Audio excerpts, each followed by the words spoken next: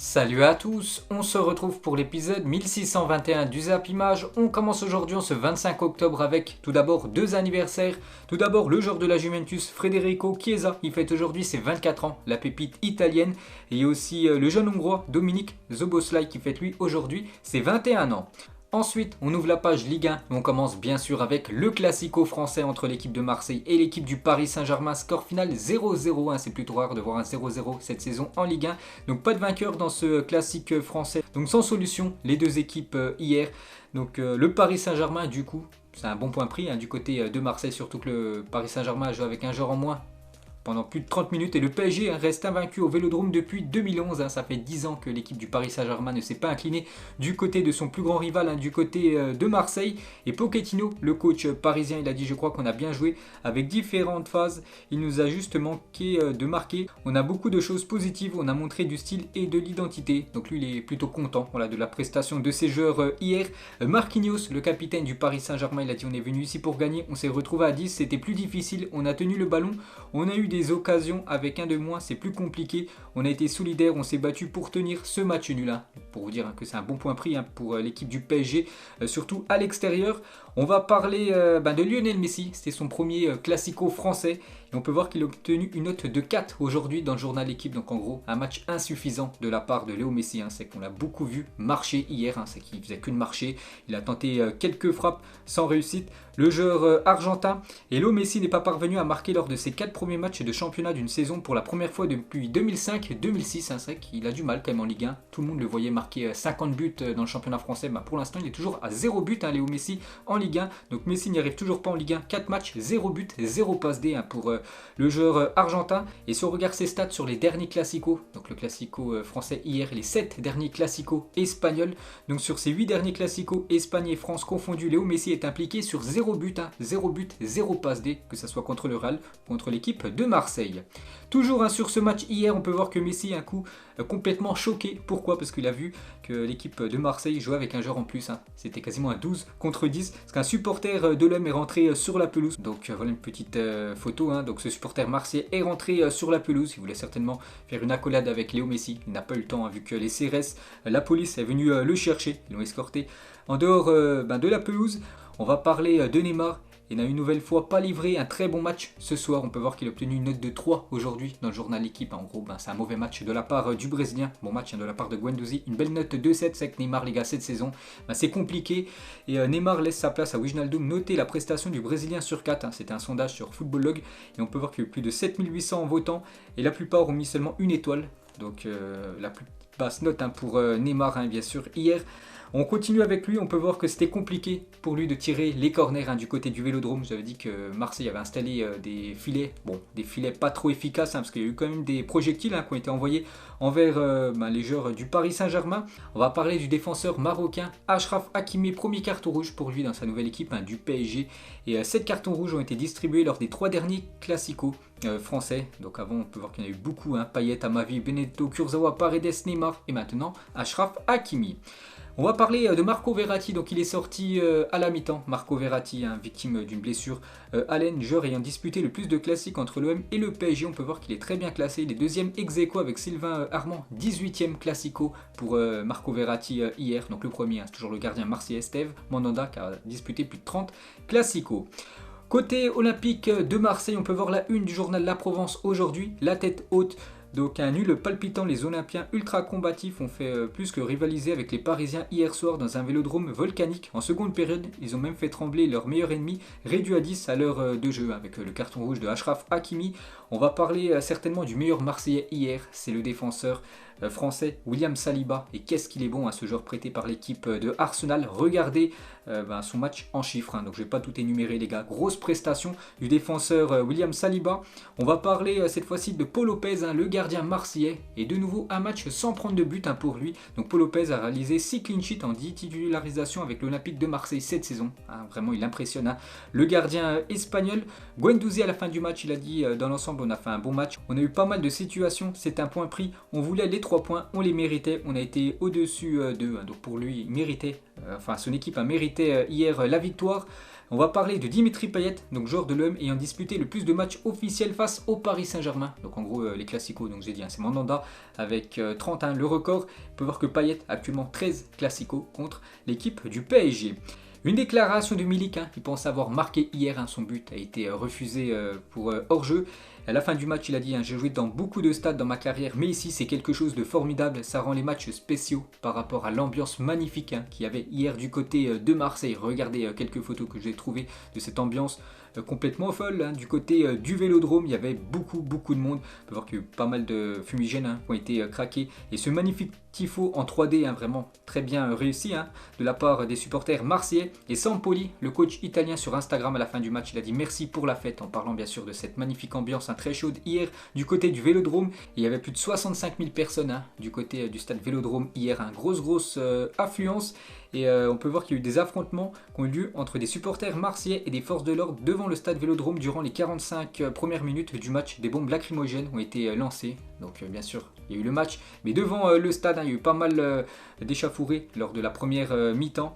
Et pour finir sur ce match, donc ça s'est clôturé un triste 0-0, mais lors des 10 derniers classicos, la moyenne était à 3,7 buts par match. C'est qu'hier, il n'y a plus de buts lors de ce classico français.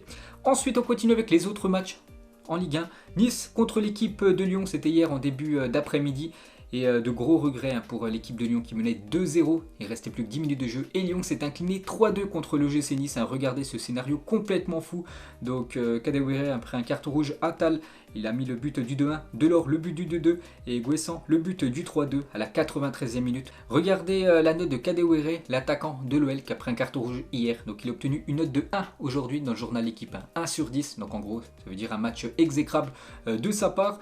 Youssef Attal a dynamisé l'attaque niçoise dans cette fin de match. Donc il est rentré en jeu à la 67e minute. C'est lui qui inscrit le but du 2-1. Il provoque le pénalty du 2-2. Puis quelques minutes après, un nouveau but pour cette équipe de Nice. Et Andy Delors, il a dit que c'était une belle équipe de Lyon. Ils nous ont posé des problèmes en première mi-temps. Nous, on n'a rien lâché. C'était incroyable. C'est ce qui est magnifique dans le football. Des genres de matchs où tu as envie d'être sur le terrain. C'est extraordinaire. Bien sûr, ce qui s'est passé hier du côté de Nice. Il y avait aussi Monaco contre l'équipe de Montpellier. Belle victoire de l'AS Monaco 3-1 contre cette équipe de Montpellier. Lille, le dernier champion de France, joue contre l'équipe de Brest. Score final de 1 partout. Encore un match décevant de la part des Lillois. Et après 11 journées de championnat, le LOSC ne compte que 15 points en Ligue 1. Donc une saison très compliquée pour cette équipe. Nantes contre l'équipe de Clermont, c'est les Nantais qui se sont imposés 2-1 dans ce match. A noter que côté Clermont, Mohamed Bayo, de nouveau buteur. Et on va parler de Mohamed Bayo en garde à vue hier. Donc il a joué avant-hier, c'était samedi après-midi contre l'équipe de Nantes. Et hier matin les gars, il est en garde à vue. Pourquoi ?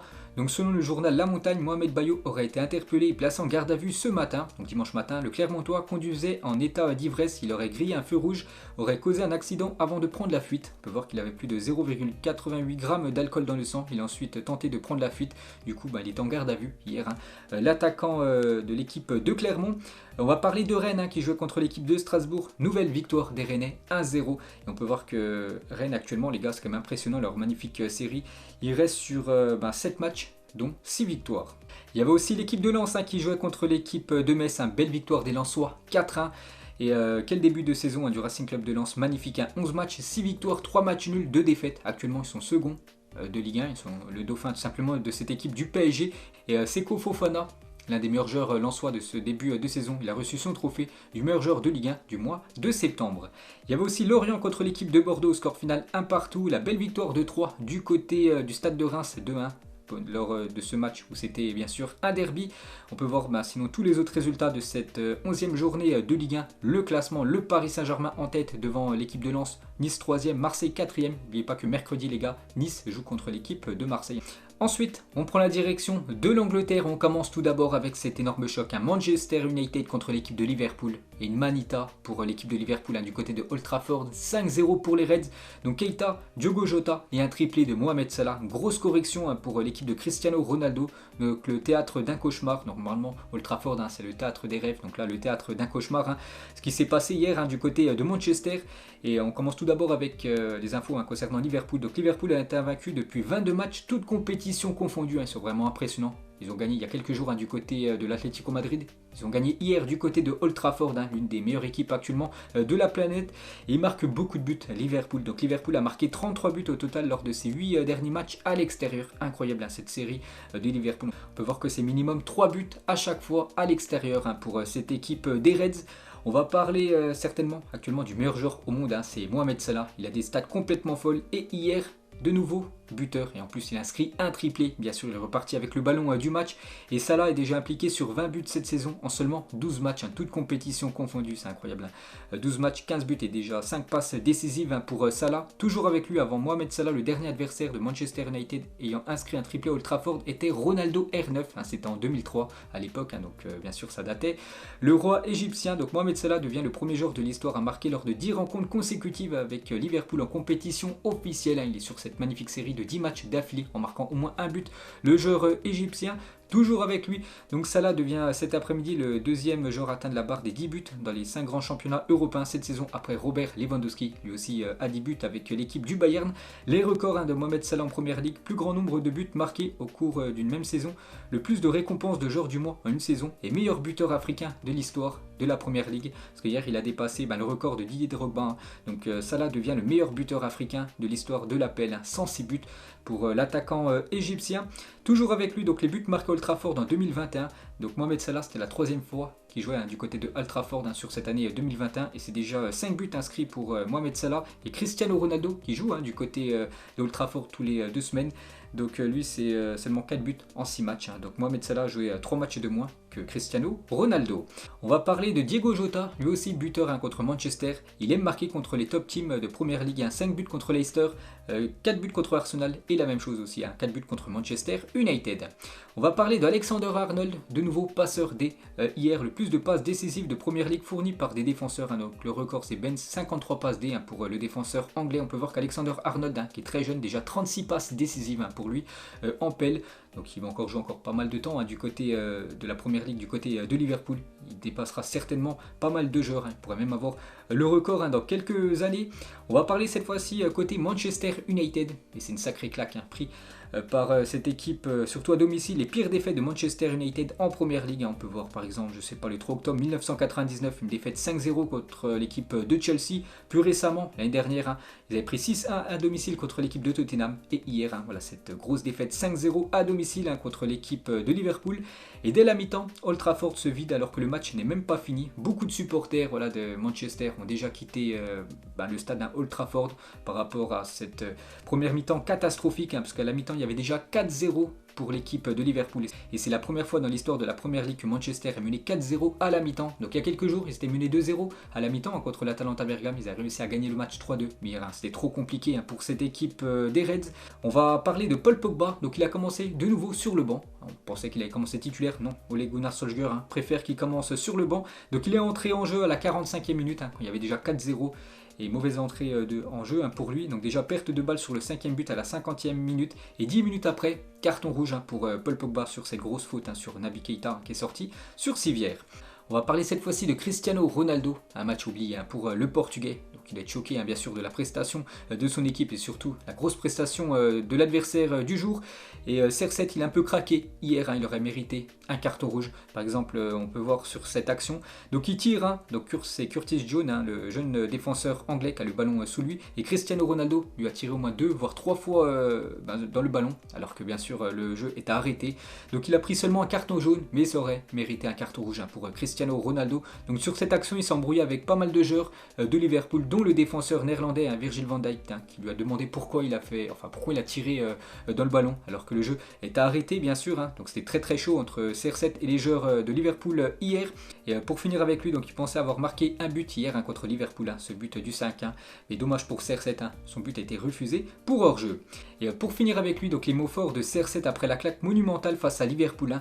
Donc il a dit, j'ai 36 ans, je gagne tout, donc je vais m'inquiéter pour les gens qui disent du mal de moi. Je dors bien la nuit, je me couche avec la conscience tranquille, continuez comme ça, parce que je vais encore fermer des bouches et gagner des choses. Donc voilà la déclaration de Cristiano Ronaldo, très énervé hier. Et tic-tac les gars, concernant le coach norvégien Ole Gunnar Solskjaer. Donc Solskjaer, il a dit: si je suis la bonne personne pour faire progresser United, nous avons fait beaucoup de chemin en tant que groupe et nous sommes trop proches pour abandonner maintenant. C'est vrai qu'il est sur la sellette actuellement, le coach Ole Gunnar Solskjaer. Et Sir Alex Ferguson, ancien très grand entraîneur de cette équipe de Manchester United, complètement blasé par rapport à la performance des Red Devils. Il y avait aussi ce week-end Chelsea, le leader, qui jouait contre Norwich. Donc c'est simple, le premier contre le dernier. Et bien sûr, c'est un match où il y a eu beaucoup de buts. 7-0 pour cette équipe de Chelsea. Regardez tous les buteurs, je ne vais pas tous les dire. Mais il y a un joueur qui a été énorme et l'homme du match. C'est le jeune anglais Mason Mount, un joueur que j'adore les gars. Donc il a inscrit son premier triplé avec Chelsea. Donc bien sûr, il est reparti avec le ballon du match chez lui, signé par tous les joueurs de Chelsea. Il est le premier joueur depuis Eden Hazard à avoir inscrit un triplé à Stamford Bridge. Donc félicitations à Mason Mount. Et toujours avec cette équipe de Chelsea, donc 9 des 19 buts de Chelsea en Première Ligue cette saison ont été marqués par des défenseurs. C'est qu'il y a les attaquants qui marquent, mais aussi beaucoup les défenseurs. 9 des 19 buts ont été marqués par des défenseurs cette saison. Et un nouveau match sans prendre de but pour le gardien sénégalais Edouard Mendy. Regardez ce retour exceptionnel de Mendy pour garder sa cage inviolée et de nouveau faire un match sans prendre de but. Il y avait aussi ce week-end à Brighton contre Manchester City, et City sans souci. Ils ont déroulé contre Brighton 4-1, donc Foden un doublé, Mahrez un but et Gundogan un but. Et Gundogan 13 est le troisième meilleur buteur de Première Ligue en 2021 derrière Harry Kane 15 et Mohamed Salah 16. Donc félicitations à Gundogan, qui passe un milieu de terrain. Et Mesut Özil 33 et Gundogan 30 sont les deux seuls joueurs allemands à avoir inscrit au moins 30 buts en Première Ligue. Donc félicitations cette fois-ci à ces deux-là. Il y avait aussi West Ham contre Tottenham, victoire de West Ham 1-0. C'est Antonio, l'unique buteur du match. Mikel Antonio a marqué plus de buts contre les Spurs 6 que contre tout autre club qu'il a affronté en Première Ligue. Donc félicitations à l'attaquant jamaïcain.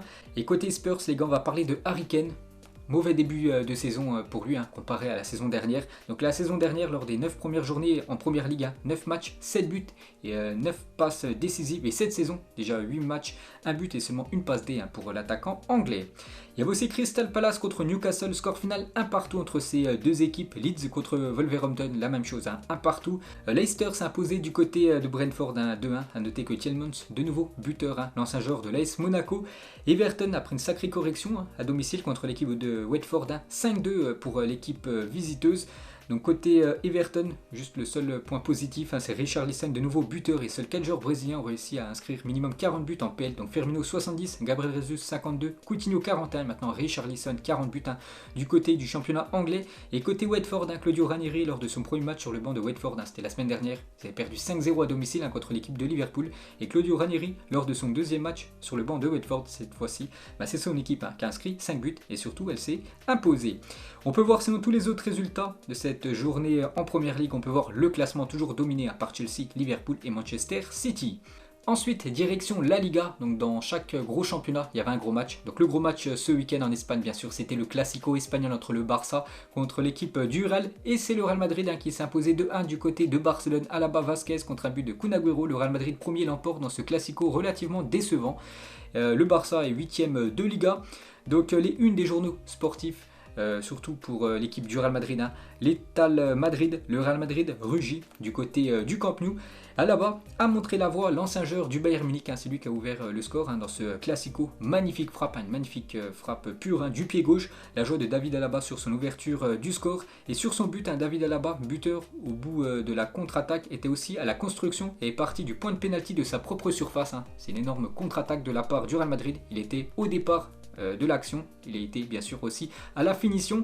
Carlo Ancelotti sur le but de David Alaba, ce n'est pas quelque chose d'habituel, mais c'est une solution que nous pouvons avoir au cours d'un match, qu'un défenseur soit buteur. Toujours avec Carlo Ancelotti, donc c'est la première fois de sa carrière qui s'impose du côté du Camp Nou. Donc bonne journée bien sûr pour lui. Toujours avec Ancelotti après ce Barça Real Madrid, on doit profiter de la qualité de cette équipe. Je crois qu'on peut rivaliser avec n'importe qui. Oui, l'équipe est très solide, il a dit ça en conférence de presse. Le coach italien, toujours avec le Real, donc ils ont remporté 4 classicos consécutifs pour la première fois depuis 1962 jusqu'à 1965. Donc pour l'instant, c'est le Real Madrid qui est supérieur à cette équipe du FC Barcelone. Voilà les stats ne mentent pas. La joie de Lucas Vazquez, un buteur dans le temps additionnel pour cette équipe du Real Madrid. On va parler de Carvajal, il a disputé hier son 300e match sous le maillot du Real Madrid, toute compétition confondue. Félicitations à lui. Et la même chose pour Luka Modric, lui hier c'était son 400e match sous le maillot madrilène. On va parler de Vinicius Junior, il a été très très bon lors du match hier, surtout en première mi-temps. Il a fait vraiment beaucoup de mal à la défense catalane, surtout au joueur Mingueza.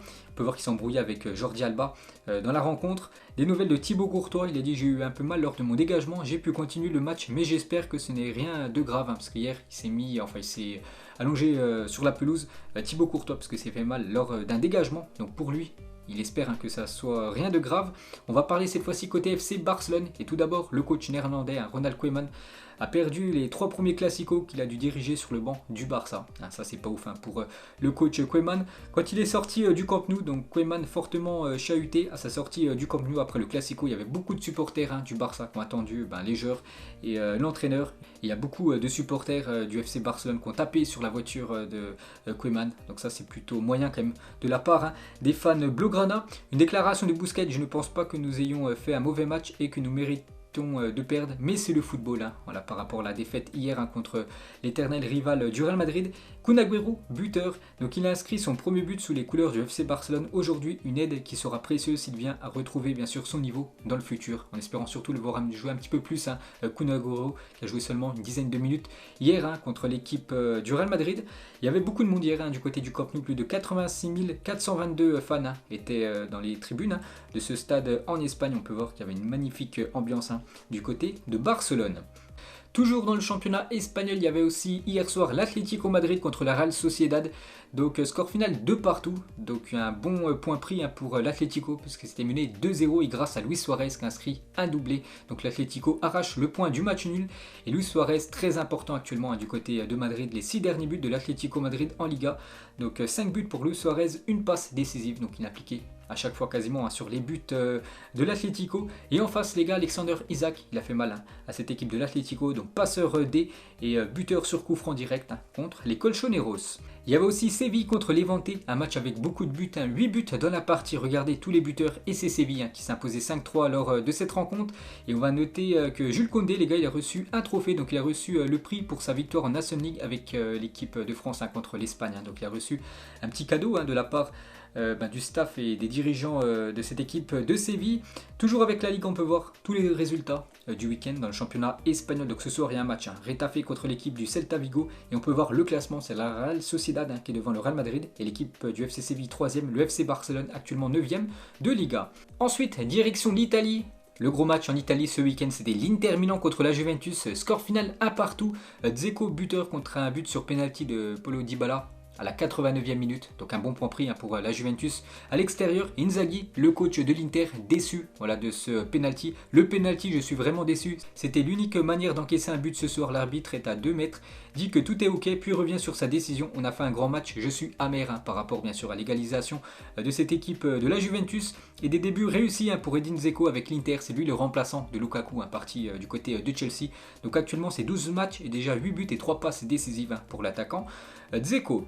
Il y avait aussi en Italie ce week-end l'AS Roma contre l'équipe de Naples. Score final 0-0. C'est les 2 premiers points perdus par cette équipe de Naples qui restait que sur des victoires. Cette saison, ils avaient gagné tous leurs matchs. Donc voilà. Naples accroché par cette équipe de l'AS Roma actuellement 4e. Bologne contre l'AC Milan. Score final 4-2 pour l'AC Milan. Beaucoup de buts dans ce match. Et on va parler de Zlatan à 40 ans et 20 jours. Zlatan est devenu hier soir le 4e joueur le plus âgé de l'histoire à marquer en Serie A. Toujours là, Zlatan à 40 ans. Encore buteur. Et Zlatan a inscrit hier soir le tout premier but contre son camp de sa carrière à 40 ans. Donc en tout, il a disputé plus de 957 matchs, 565 buts. Et hier, il a inscrit un but contre son camp, Zlatan. C'est son premier de sa carrière. Et Zlatan est devenu hier soir le plus vieux joueur de toute l'histoire du top 5 championnat européen à inscrire un but et un contre son camp dans un même match. Il y avait aussi la Fiorentina contre Cagliari, belle victoire de la Fiorentina 3-0. A noter que l'attaquant serbe Vlahovic, de nouveau buteur, et plus de buts inscrits par U23 depuis le début de la saison dernière dans les 5 grands championnats européens. Donc le premier, Haaland 36, le deuxième Mbappé 32 et Vlahovic en 3e position. Déjà 26 buts pour l'attaquant serbe, très très jeune. N'oubliez pas qu'il devrait quitter cette équipe de la Fiorentina en fin de saison. Donc je pense qu'il y aura beaucoup de grosses équipes européennes qui voudront se l'offrir. La Lazio, les gars, s'est incliné 4-1 face à l'équipe de Hellas Verona. La Lazio qui avait fait 0-0 contre Marseille. Marseille quelques jours en Europa League. Donc là ils ont pris 4-1 du côté de Hellas Vérone. Et du côté de l'Hellas Vérone, l'unique buteur, c'est Giovanni Simone qui a inscrit un quadruplé. Donc c'est simple, ses stats lors du match, 4 tirs cadrés, 4 buts pour l'attaquant italien. Il y avait aussi l'Atalanta Bergame contre Udinese, score final 1 partout. Donc l'Atalanta Bergame accroché à domicile. Et à noter que Gasperini, l'entraîneur de l'Atalanta Bergame, il a pris un rouge. Il n'y a pas que lui, il y a eu 4 entraîneurs exclus lors de cette 9e journée de Serie A. Donc Gasperini, Mourinho, Spalletti et aussi Inzaghi, l'entraîneur de l'Inter Milan. Sinon, regardez tous les autres résultats de cette 9e journée en Italie. Le classement, Naples ex-aequo avec l'équipe de l'AC Milan, l'Inter 3e et l'AS Roma actuellement 4e. Et on termine bien sûr ce tour d'Europe avec le championnat allemand. On commence avec le Bayern contre Hoffenheim. Comme d'habitude, le Bayern, victoire 4-0, Gnabry, Choupo-Moting, Coman et Lewandowski buteur. Donc la semaine incroyable du Bayern Munich, donc 5-1 contre le Bayer Leverkusen, c'était samedi dernier, 4-0. En milieu de semaine en Ligue des Champions contre le Benfica et 4-0 de nouveau ce week-end contre l'équipe de Hoffenheim. Donc on revient sur Lewandowski, je dis de nouveau buteur, donc il vient d'inscrire déjà son 10e but en championnat cette saison en 8 matchs disputés. Donc félicitations à lui. Et sur cette année 2021, c'est déjà le 54e but inscrit par l'attaquant polonais. On va parler de Manuel Neuer. Donc il a célébré ce week-end sa 300e victoire en Bundesliga en 447 matchs. Seul Oliver Kahn a remporté plus de matchs, 310 que Manuel Neuer. Félicitations à lui aussi. Il y avait aussi Dortmund contre l'équipe de Arminia Bielefeld. Dortmund s'est imposé 3-1 sans Erling Haaland, actuellement blessé. Il devrait être blessé jusqu'à décembre. L'attaquant norvégien, a noté que Bellingham, il a inscrit un magnifique but. On peut voir aussi sa belle célébration avec les supporters de Dortmund. Le RB Leipzig qui avait fait un très bon match contre le Paris Saint-Germain, s'est imposé 4-1 contre le premier Greuther Fürth. On peut voir tous les buteurs. Il y avait aussi Cologne contre l'équipe du Bayer Leverkusen et le Bayer Leverkusen accroché de partout. A noter que l'attaquant Anthony Modeste, l'attaquant français, a inscrit un doublé pour Cologne dans ce match. Et côté Bayer Leverkusen, Patrick Schick, de nouveau buteur. Et on peut voir qu'actuellement il est en 3e position, un des meilleurs buteurs en Allemagne derrière Haaland 9 et Robert Lewandowski, 10 buts. Il y avait aussi Wolfsburg contre Fribourg, nouvelle défaite de Wolfsburg, 2-0 à domicile. Eux qui avaient commencé très bien le championnat, 4 matchs, 4 victoires, et ils n'arrivent plus du tout à gagner. Et du coup, ce qui va arriver, c'est arrivé ce week-end, c'est officiel, Marc Van Bommel est limogé de son poste d'entraîneur de Wolfsburg, donc 8e du classement de Bundesliga. Wolfsburg n'a pas remporté la moindre rencontre depuis le 11 septembre dernier et reste sur 4 défaites consécutives dans le championnat allemand et n'ont gagné aucun de leurs matchs de poule en Ligue des Champions. Du coup, l'entraîneur néerlandais est licencié. On peut voir tous les autres résultats de cette 9e journée en Allemagne. On peut voir le classement toujours dominé, à part le Bayern Munich 22 points devant le Borussia Dortmund 21 points et l'équipe de Fribourg actuellement 3e. Et on finit les gars selon Zapimage avec encore un gros match. C'était du côté des Pays-Bas, l'Ajax contre le PSV. L'Ajax a fait qu'une bouchée du PSV Eindhoven. L'Ajax a imposé 5-0. À noter que Haller, de nouveau buteur dans ce match. Donc voilà les gars, la fin de ce Zapimage 1621. Donc si ça vous a plu, un petit like. On se retrouve demain pour le prochain épisode. Ciao à tous.